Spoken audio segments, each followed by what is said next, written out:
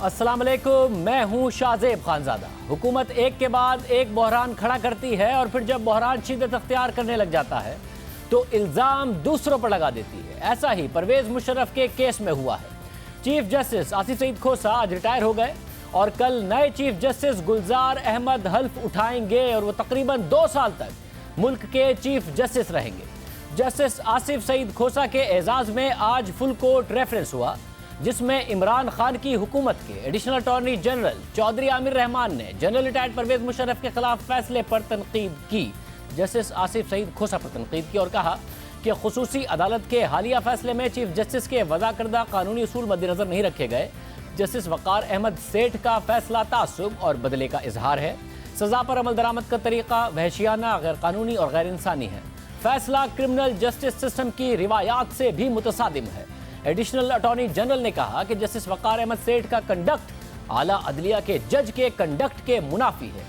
बोझल दिल से कहता हूं कि जस्टिस खोसा ने सहाफ़ियों से गुफ्तगू में खुसूसी अदालत के फैसले की उस वक्त हिमायत की जब तफसीली फैसला आना बाकी था।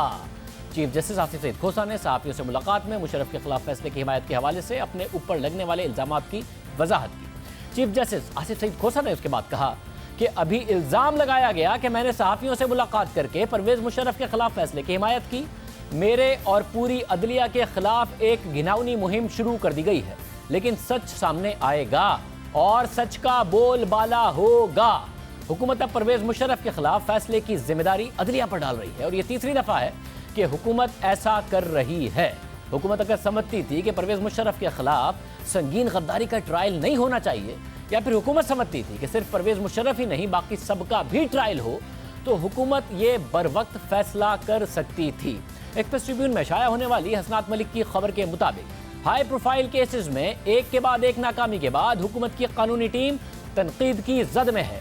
आला हुकूमती ओहदेदार के मुताबिक हुकूमत की लीगल टीम ने जिस तरह से परवेज मुशर्रफ केस और आर्मी चीफ की मुद्दत मुलाजमत के केस को हैंडल किया है, उससे आला सिविल और अस्करी क़यादत खुश नहीं है। तहरीक इंसाफ हुकूमत में आई तो उसने परवेज मुशर्रफ के वकला को अहम कानूनी पोजीशंस दी। परवेज मुशर्रफ की वकालत करने वाले फरोग नसीम को वजीर कानून और परवेज मुशर्रफ का केस लड़ने वाले अनवर मंसूर खान को अटॉर्नी जनरल बना दिया गया।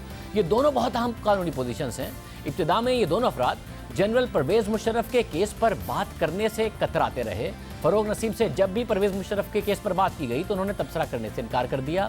परवेज मुशर्रफ का केस हुकूमत को विरसे में मिला, ये बात दुरुस्त है, मगर जब तहरीक इंसाफ की हुकूमत आई तो इस केस के चीफ प्रोसिक्यूटर अकरम शेख ने इस्तीफ़ा दे दिया। मगर अकरम शेख ने हमारे प्रोग्राम में ये बताया कि प्रोसिक्यूशन टीम 1 साल तक काम करती रही, इस हुकूमत ने उसे नहीं रोका। 1 साल के बाद ये कह रहे हैं, 1 साल बढ़ के 1.5 साल के बाद ये कह रहे हैं कि अब प्रोसिक्यूशन टीम जो है वो सवालात उठने पैदा हो गए। क्या सवाल उठे? उनके ऊपर एतराज़ करते, उनको पहले दिन फारिग कर देते, अचानक डी नोटिफाई करने की बजाय ये उनको टीए देते रहे हैं। उनको फाजिल जो प्रोसिक्यूटर्स बाहर से आते हैं उनके सफ़र के अखराजात देते रहे हैं। तो ये they had complete and full confidence in the team under the like leadership of doctor Tariq Hasan. Akram Sheikh के इस्तीफे के बाद हुकूमत के पास मौका था कि वो नया चीफ प्रोसिक्यूटर मुकर्रर करती और वो अदालत से केस वापस लेने की दरख्वास्त करते। हमारी जिन कानूनी माहिरीन से बात हुई है उनके मुताबिक हुकूमत चाहती तो केस वापस ले सकती थी, प्रोसिक्यूशन टीम बदल सकती थी, मगर हुकूमत ने ना केस वापस लिया ना प्रोसिक्यूशन टीम को बदला। अकरम शेख ने इस्तीफा दे दिया, मगर बाकी प्रोसिक्यूशन टीम 1 साल तक ओहदे पर बरकरार रही, केस को आगे बढ़ाती रही। वो लोग ही केस भी लड़ते रहे। जब हुकूमत को अंदाज़ा हुआ कि खुसूसी अदालत की कार्रवाई तेजी से मुकम्मल हो रही है तो हुकूमत ने गुज़िश्ता दिनों अचानक प्रोसिक्यूशन टीम को तब्दील कर दिया और ख़ुद प्रोसिक्यूशन टीम को भी नहीं बताया कि उन्हें तब्दील किया जा रहा है, और वो भी उस वक्त जब उसने तहरीरी दलाइल जमा करा दिए थे। और फिर हमारे प्रोग्राम में परवेज मुशर्रफ केस के प्रोसिक्यूटर इम्तियाज़ हैदर ने यही बात दोहराई।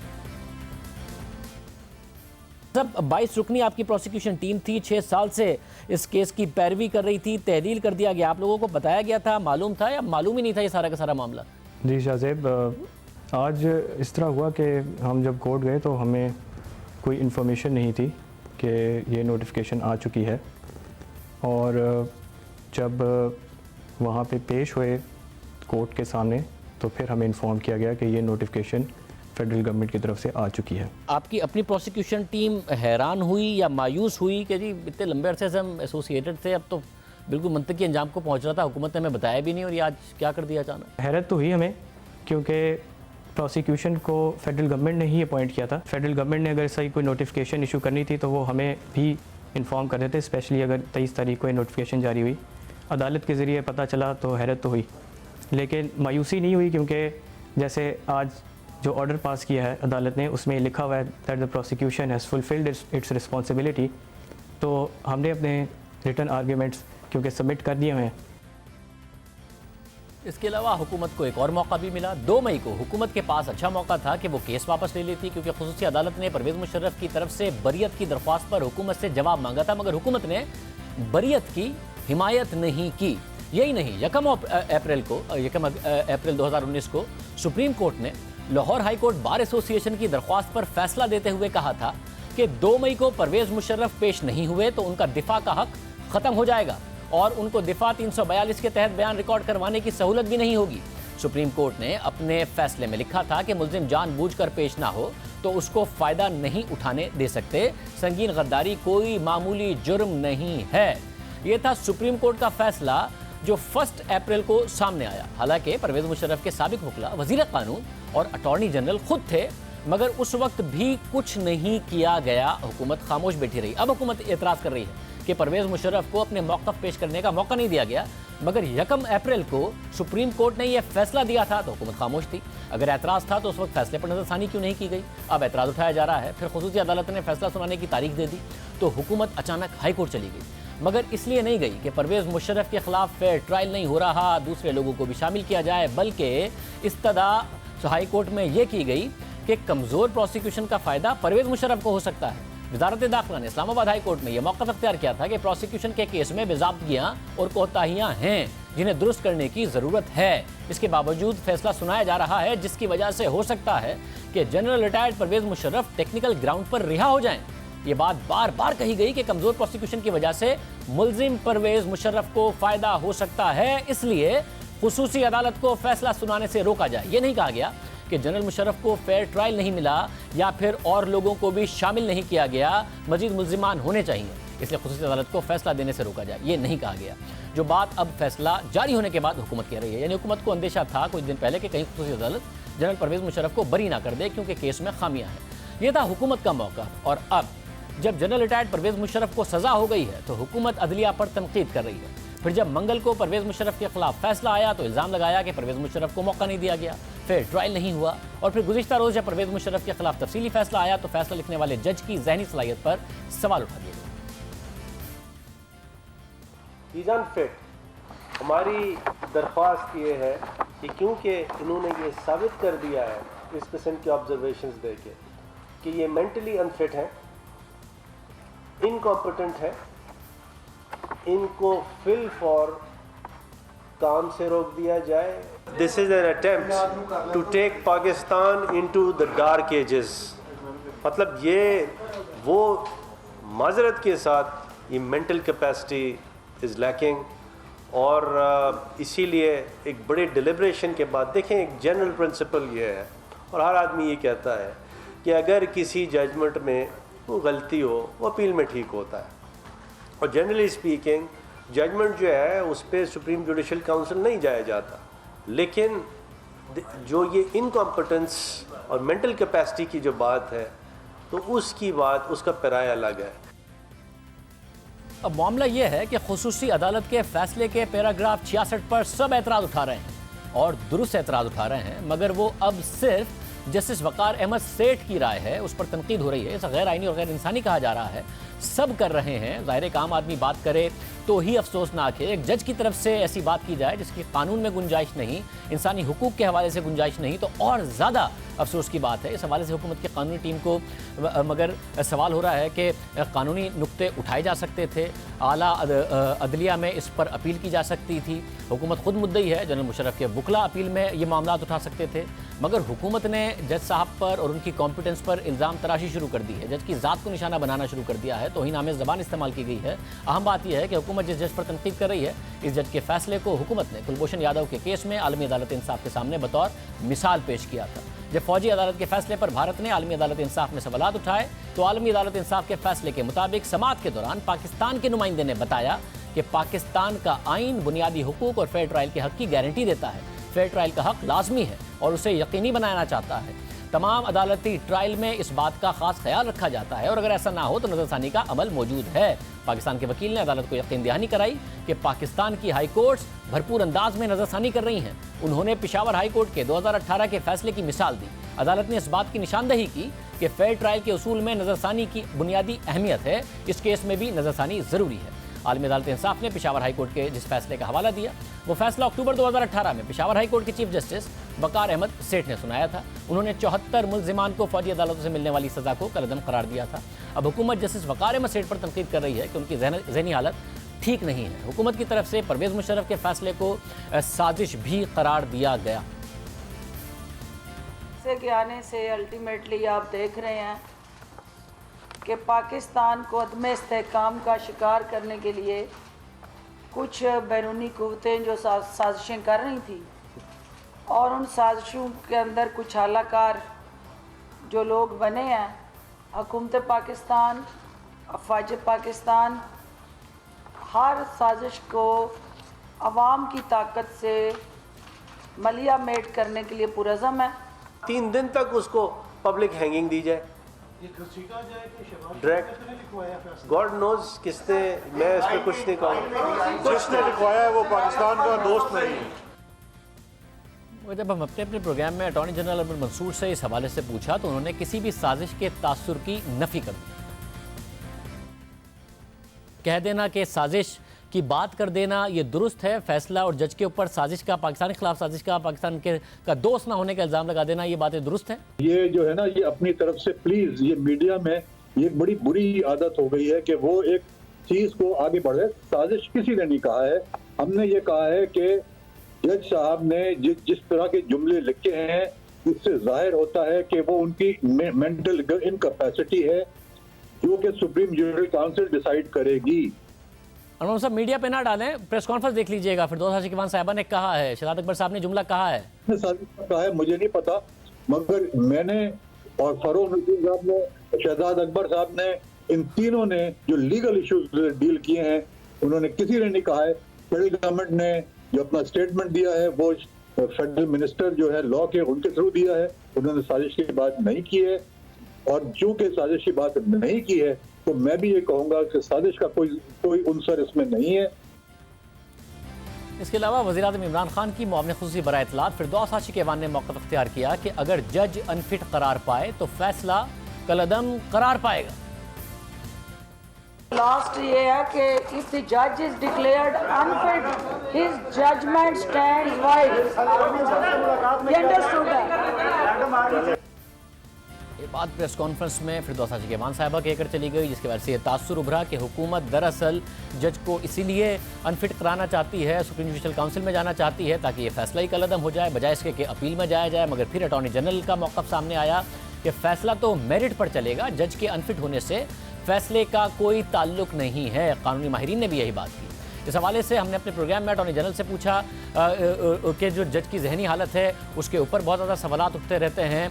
ये मामला भी हमने उनके सामने रखा था कि आपने पहले भी कुछ जजों के सामने सवालात उठाए हैं, मगर हुकूमत किस हद तक इस मौक़िफ़ पर कायम रहेगी, इस हवाले से हम बात करेंगे। मिर्ज़ा शहजाद अकबर साहब हमारे साथ मौजूद हैं, मुआविन ख़ुसूसी वज़ीर-ए-आज़म बराए एहतसाब व दाखिला। शहजाद अकबर साहब बहुत शुक्रिया हमें शो में ज्वाइन करने के लिए। हमने पूरी हिस्ट्री बताई है कि हुकूमत के पास मुतादिद मौके थे, ऐसा नहीं कि उन्हें पता नहीं था फेयर ट्रायल नहीं हो रहा, उन्हें पता नहीं था कि एब्सटेंशन में ट्रायल हो सकता है नहीं हो सकता। अदालतों के बार बार फैसले आते रहे मगर उसको चैलेंज नहीं किया। आखिर में अचानक ख्याल आया और उसके बाद किया, मिसमैनेज कर दिया सारे मामले को। क्या ये कंफ्यूज हो गई हुकूमत के? एक तरफ इमरान खान थे जिन्होंने माजी में पोजीशन ली हुई थी कि मुशर्रफ ने हाई ट्रीजन की, दूसरी तरफ काबीना थी जिसमें वजीर कानून अटॉर्नी जनरल थे जो मुशर्रफ का बतौर वकील दिफा किया करते थे, तो पता ही नहीं चला कि करना क्या। उस कंफ्यूजन में ये सारा का सारा मामला हो गया, समझ नहीं आ रहा था क्या करें। नहीं, देखिए दो चीज़ें हैं। एक तो ये है कि ये ऐसे नहीं हुआ कि ये चीज़ें बिल्कुल उठाई नहीं गई, लेकिन उसके अप्रोप्रिएट फोरम के अंदर देखिए, जहाँ तक काबीना के सामने चीज़ लाने की है तो ये चीज़ तो इस वक्त ऑलरेडी एजिटेट हो रही थी लाहौर हाई कोर्ट के सामने कि इसमें जब ये ट्रिजन का मुकदमा फ़ाइल किया गया तो उस वक्त काबीना को इसमें शामिल हाल नहीं किया गया, और उस चीज़ को लेके उन्होंने वफाकी हुकूमत से लाहौर हाई कोर्ट की तरफ से एक सवाल भी था जिसमें हमारा ये कहना था कि आप इसके ऊपर पहले अपनी फाइंडिंग दे दीजिए कि क्या उस वक्त, क्योंकि ये 6 साल पहले मुकदमा हुआ और जो केस फेडरल गवर्नमेंट को एक्सप्लेन करता है मुस्तफ़ा इम्पैक्ट्स केस, वो शायद उसके बाद आया, तो ये एक लीगल क्वेश्चन अराइज़ हुआ था जो कि लाहौर हाई कोर्ट के सामने एडजुडिकेट हो रहा था। इसी तरह से इस्लामाबाद हाई कोर्ट में भी इसी के लीगल इश्यूज़ को लेके क्वेश्चन चल रहा था, लेकिन स्पेशल कोर्ट ने यह समझा कि वो उस चीज़ को बिल्कुल बालाए ताक रख के उन्होंने, चूँकि उस दिन फ़ैसला देना था इसलिए उन्होंने फ़ैसला दिया, और उसके बाद ही देखिए आप अपने आप को हदूद व क़यूद, चाहे वो आइन की हैं या कानून की हैं, उसके अंदर रह के ही आप उसको देखते हैं। अब जब हम उसको उस तरह से परसू कर रहे हैं तो ऑल ऑफ सडन जब ये फ़ैसला आता है और फैसले के बाद जो तफसीली फ़ैसला आता है वो चीज़ों का रुख कम्प्लीटली तब्दील कर देता है। अब देखिए, डिबेट पहले क्या थी कि अगर ट्रिजन है, हाई ट्रिजन है, उसका मुकदमा चलना चाहिए, आइन सुप्रीम है, उसकी पाबंदी नहीं, वहाँ से बहस तो अब हट चुकी। अब तो बहस इस चीज़ के ऊपर आ गई कि जो जजमेंट है उसके अंदर साफ नज़र आ गया कि वो सीरियस मैलाफिडीज़ हैं उसके अंदर, क्योंकि वो जो आर्टिकल 66 है, इसका पैरा 66, वो बड़ा दूर रस है, वो पूरे चीज़ को ज़ीरो कर देता है। मतलब जो पैरा 66 है उस पर ज़ाहिर है एतराज़ तो वो लोग भी कर रहे हैं जो परवेज़ मुशर्रफ के शदीद मुखालिफ हैं कि हाँ जी ये पैरा 66 की गुंजाइश नहीं थी, मगर वज़ीर आज़म का बार बार एक मौक़िफ़ चल रहा है, उन्होंने ट्वीट तो कोई नहीं किया इस मामले पर, जो आमतौर पर वो हर इशू पर करते हैं कि इदारों में वो तसादुम नहीं चाहते। मगर जो आप लोगों की कल की प्रेस कॉन्फ्रेंस थी, जिस तरीके से जज को ज़ाती तौर पर टारगेट किया गया, आज एडिशनल अटॉर्नी जनरल ने जो बातें की हैं उससे आप इदारों के तसादुम को अवॉइड कर रहे हैं या उसकी तरफ जा रहे हैं? कल पाक फ़ौज के तर्जुमान ने तो इस किस्म की बातें नहीं की, उन्होंने जज को ज़ाती तौर पर टारगेट नहीं किया, उन्होंने कहा कि इदारा हमें अजीज़ है मगर पाकिस्तान उससे ज़्यादा अजीज़ है। तो आप लोगों की जो बॉडी लैंग्वेज है, आप लोगों ने जो बातें की, वो तो आप लड़ाई की तरफ लेकर नहीं जा रहे हैं, ये तो अपील में चीज़ें रिवर्स हो जाएंगी। सारे के सारे कानूनदान कह रहे हैं कि ये वाली बात हो ही नहीं सकती जो पैरा 66 है। नहीं, मेरा देखिए मैं अपने अल्फाज पे बिल्कुल कायम हूँ, क्योंकि मैंने साथ ये भी कहा था कि बहसीत कानून के अदना तालिब इल्म के मेरा सर आज शर्मिंदगी से झुका हुआ है।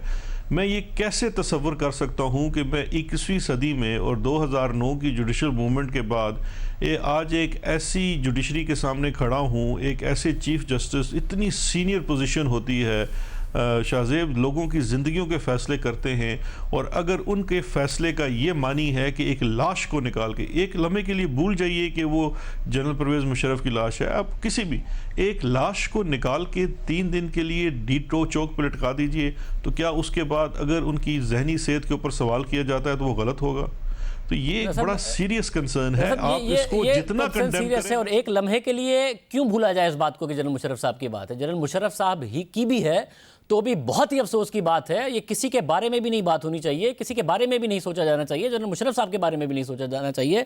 मगर सवाल यह है कि एक ओपिनियन है जिसमें वकार सेठ साहब का, एक मेजॉरिटी जजमेंट है जनरल मुशर्रफ साहब के खिलाफ, जिसमें वकार सेठ साहब का एक मिनॉरिटी ओपिनियन है। 2 जजेस ने इस ओपिनियन से अग्री नहीं किया है। इसकी उतनी अहमियत है जिसमें जस्टिस खोसा साहब के गॉड फादर वाले रिमार्क की अहमियत थी, मगर इमरान खान साहब ने उसको बहुत जलसों की तकारीर का हिस्सा बनाया, हालांकि वो डायसेंटिंग नोट था। तो मैं ये कह रहा हूँ कि इसको बुनियाद बनाकर आप लोग इतनी ज़्यादा बात कर रहे हैं, इतनी ज़्यादा इसको अहमियत दे रहे हैं। आगे आप लोग अगर इतना ज़्यादा इसको इन्वायरमेंट को ख़राब ना करें तो बात हायर कोर्ट में अपील में रिवर्स हो सकती है।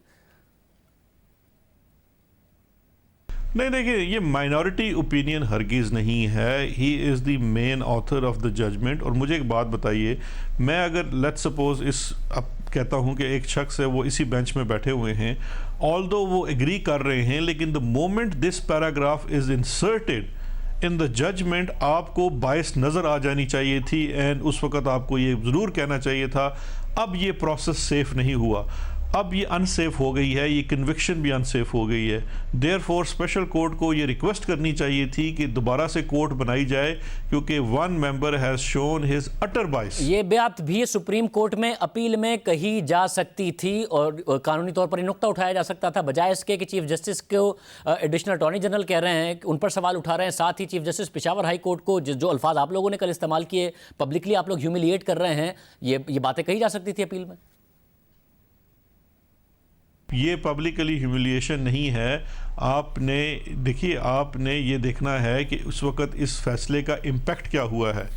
क्या आप शाहजेब इस चीज़ से इनकार करेंगे कि आर्म फोर्सेस के अंदर इस फैसले का बहुत नेगेटिव और फैसले के इस जो 66 है उसका नेगेटिव इम्पैक्ट नहीं हुआ? क्या आर्म फोर्सेस इस मुल्क का एक इदारा नहीं है? जब वज़ीर आज़म साहब बात करते हैं, हम अदारों में हम आहंगी की बात करते हैं, तो इदारों के अंदर वो तवाज़ुन होना चाहिए कि हर इदारा अपने उस हद के अंदर रह के काम करे। जब आप ओवर स्टेप करते हैं दूसरे इदारे के ऊपर, तो उससे फिर आप क्यास पैदा करते हैं। हम तो उस क्यास को रोकने की बात कर रहे हैं। हम तो ये कह रहे हैं कि अगर एक शख्स की वजह से ये पूरा सिस्टम खराब हो रहा है तो वो गलत है। सर, मगर पाक फौज के तर्जुमान ने तो ऐसी कोई बात नहीं की। अगर आप ख्यास रोकना चाहते हैं तो आप इतनी शदीद तनकीद करके इदारों को आपस में तसादुम की तरफ ले जा रहे हैं या उसको अवॉइड कर रहे हैं? मैंने पहले पूरी टाइमलाइन बताई है 14-15 महीने में कि आपकी हुकूमत ने, हालांकि मुशर्रफ के केस की को फॉलो करने वाले लोग मौजूद थे, उसको मुकम्मल तौर पर मिस हैंडल किया। अब जबकि सिचुएशन बेहतर हो सकती है, आप लोगों की जो बातें कर रहे हैं, और आपने कहा कि एक जज तो इन्हीं की तो जजमेंट है जो कुलभूषण यादव के केस में पाकिस्तान ने पेश की कि हाई कोर्ट में चैलेंज हो सकती है और ओवरटर्न भी हो सकती है, और आप कह रहे हैं कि ये मेंटल इनकी कैपेसिटी नहीं है। तो आप दुनिया को क्या पैगाम दे रहे हैं कि पाकिस्तान ने जिसका केस आईसीजे में पेश किया था?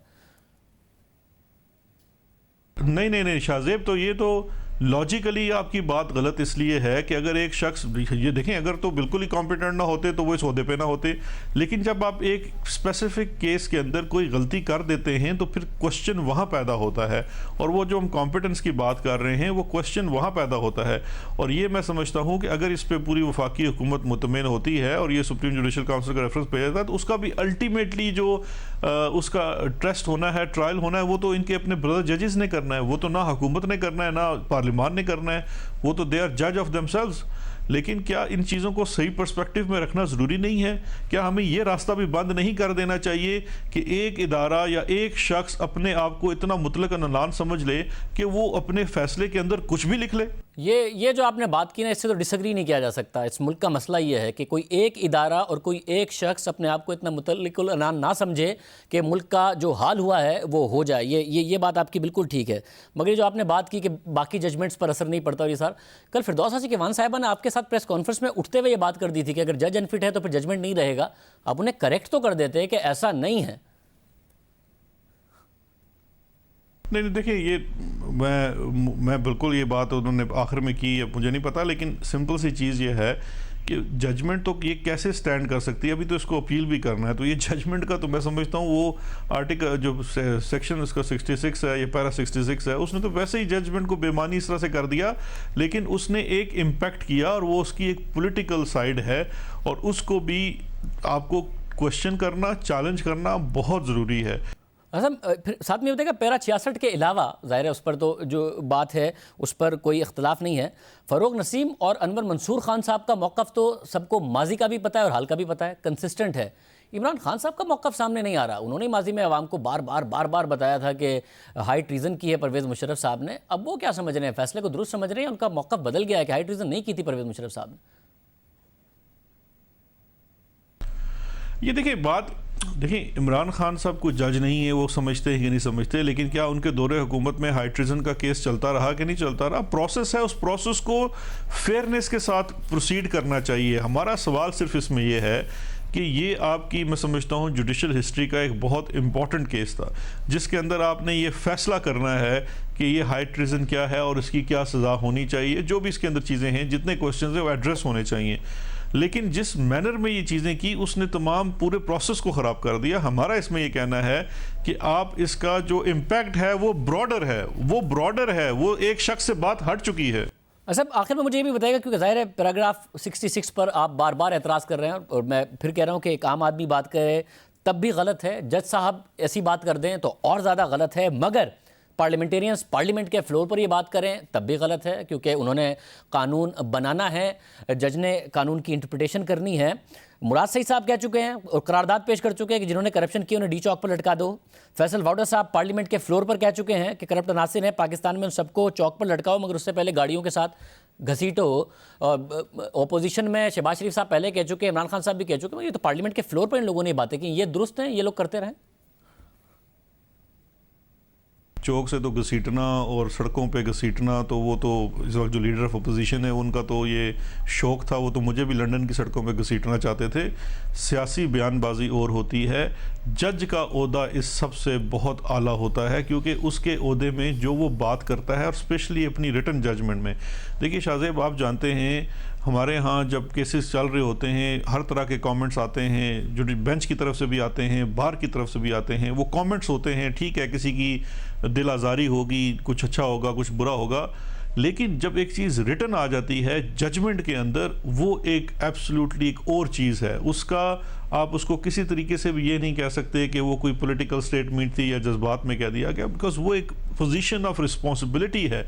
आपके हाथों में लोगों की ज़िंदगी है, आप लोगों की ज़िंदगियों के फैसले करते हैं। ट्रायल कोर्ट के बाद मौत के मुकदमे के फैसले आपके सामने आते हैं। मतलब ठीक है, जज की ज़्यादा बड़ी जिम्मेदारी है, जिसने कानून की तशरीह करनी है उनके ऊपर जिम्मेदारी है, जिन्होंने कानून बनाना है उनके ऊपर भी कोई जिम्मेदारी है। दो लफ्ज़ आप उस पर भी बोलना चाहेंगे? पार्लियामेंट के फ्लोर पर ये बातें की गई हैं, मैं आवाम को दिखा दूंगा अभी। शाहजेब, बात देखें, बिल्कुल बात यह है, माशरे में जो हमारा तशद्दुद है उसको, ये भी तशद्दुद में आता है। अगर आप किसी मुजरिम को भी इस तरह की सज़ाओं की बातें करते हैं तो वो भी आपकी इनटॉलरेंस है। मैं तो इसको हमेशा से कंडेम करता हूँ। मुझे ये बताइए, अकाउंटेबिलिटी के ऊपर मैं आपको बता नहीं सकता, सुबह से शाम लेके लोग मुझे कहते हैं जी अकाउंटेबिलिटी का एक ही मॉडल है, सब चोरों को पकड़ो, इनको एक कमरे में डाल दो और जब तक पैसे ना दें इनसे ले लें। ये तो एक अवामी किस्म के जज्बात हैं, आप भी सुनते होंगे, हम भी सुनते हैं, लेकिन हमारा काम है लीडर्स के तौर के ऊपर कि हम उनको बताएं कि ये नहीं, आपको कानून के दायरे में रहना है और कानून के मुताबिक चीज़ें परसू करनी है, उसमें वक्त भी लगेगा। इसी तरह से अगर कोई सियासी लीडर ये बात करते हैं, उन्हें एहतियात करनी चाहिए, बिल्कुल करनी चाहिए। बहुत शुक्रिया। शहजाद अकबर साहब कह रहे थे सियासी लीडरान को भी एहतियात करनी चाहिए। पहले इस फैसले के बाद जस्टिस वक़ार अहमद तनकीद की जद में है।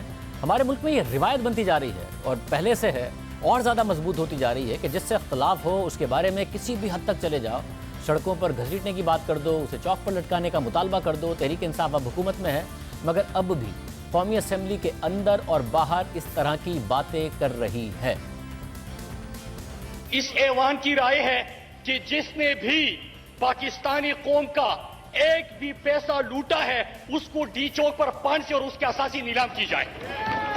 कोई स्पेसिफिक नाम नहीं है, लेकिन उनको 5000 आदमियों को लटकाने से पहले मैं समझता हूं, मेरी सोच काश का वर्ड मैं यूज कर रहा हूं, कि उनको पहले गाड़ी के पीछे बांध के चौराहों पे चलाया जाए और फिर घाट पर चढ़ाया जाए, ताकि पाकिस्तान के 22 करोड़ बच्चे, औरतें, बेवा, यतीम, मस्कीन, मजलूम लोगों की किस्मत बदल सके। इस मुल्क में 5000 आदमी आप लटका दें, 22 करोड़ लोगों की किस्मत बदल जाएगी। मीर साहब, ये फॉशिज्म है। मैं I object to my brother. किस तरह लटकाएंगे आप? कार नहीं है कि आप 5000 बंदे लटका दें। आईन और कानून के तहत लटका दें। बस आईन और कानून के लिए तो सर हमारी अगले आने वाली 20 नस्लें गुजर जाएंगी। तो हुकूमत तनकीद कर रही है कि जज साहब की तरफ से एक महज़िब मुआशरे में ये बात कैसे कही जा सकती है। इससे पहले जब तहरीक इंसाफ अपोजिशन में थी तो भी इस तरह की बातें की जाती थी। फिर मेरा कहना है कि इनको यहां से निकालो, खींचो इसको गिरबान से पकड़कर प्राइम मिनिस्टर हाउस और इस 2 नंबर आदमी का एहतसाब करो और असेंबली में जाओ, दादी करके आऊंगा, इनको बाहर खींचो। राना सुनाउल्लाह तुम्हें मूंछों से पकड़ के जेल में लेके जाऊंगा। 30 नवंबर को इमरान खान ने जो कॉल दी है, इस बेईमान, करप्ट, डिसऑनेस्ट, चोर, लुटेरे, डाकू, कमीने, बेईमान नाल हुकूमत के खात्मे के लिए निकलो, मरो, मार दो, जलाओ, गिराओ, उठाओ, इस मुल्क के चोरों से इस मुल्क को निजात दिलाओ। मुल्क का गद्दार है, जो मुल्क का गद्दार है उसको चौक में लटका के कुत्ते छोड़ देने। शहबाज शरीफ भी माजी में पीपल्स पार्टी के सदर को सड़कों पर घसीटने की बात करते रहे और बाद में उसकी माफी उन्हें मांगना पड़ी। अगर हमने इंतखाबात के बाद इस जरदारी को लाड़काना, कराची, पेशावर और लाहौर की सड़कों पे ना घसीटा तो मेरा नाम शहबाज शरीफ है। सवाल तो थोड़ा बहुत तलख है, मगर मोहब्बत करने वालों का है, उनसे जारी। आपने आपने आसिफ अली जरदारी साहब के बारे में बहुत बातें की थी, रिकॉर्ड है जो मैंने माजत करनी हुई है। अब आप कहते हैं कि मैं दोबारा माजत कर लूँ, फिर कर लेता हूँ। तो मेयर साहब ये बताइएगा कि सिंध की कोई तब्दीली का इम्कान है? आप यही चाहते थे?